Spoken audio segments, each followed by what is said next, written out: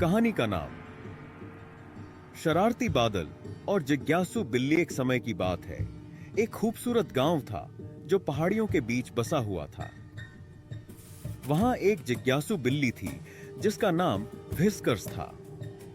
Whiskers को आकाश में तैरते हुए बादलों को देखना बहुत पसंद था।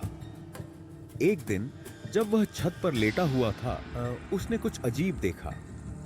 एक बादल बाकी सभी बादलों की तरह धीरे धीरे नहीं बह रहा था, बल्कि वह कूद फांद रहा था जैसे वह खेल रहा हो। व्हिस्कर्स, जो हमेशा कुछ नया जानने के लिए उत्सुक रहता था, उसने सोचा कि इस बादल के बारे में और जानना चाहिए। वह छत से कूदते हुए दौड़ते हुए उस मेडो, घास का मैदान में पहुंचा जहां वह खेलता हुआ बादल आया था। वह बादल, जो दिखने में एक बड़ा रुई का गोला सा था, हवा में किलकते हुए उछल रहा था।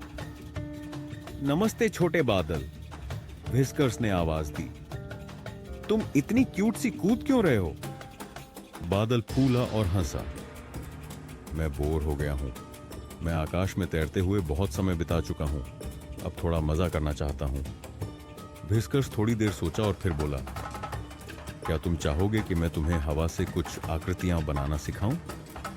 बादल ने उत्सुकता से हामी भरी और पास आकर झूलने लगा।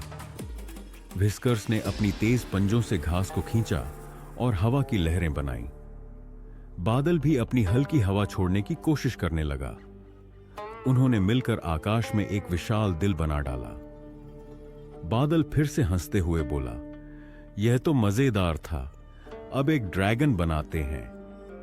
व्हिस्कर्स ने सोचा कि यह अच्छा विचार है और काम पर लग गया।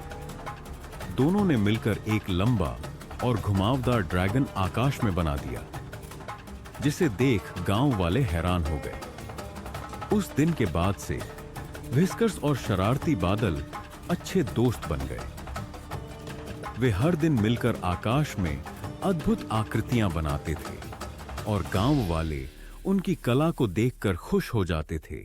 ऐसे ही बादल और बिल्ली ने सबको कल्पना और दोस्ती का असली आनंद सिखाया। आशा है आपको यह कहानी पसंद आई होगी। तो सब्सक्राइब कर दीजिए और शेयर और कमेंट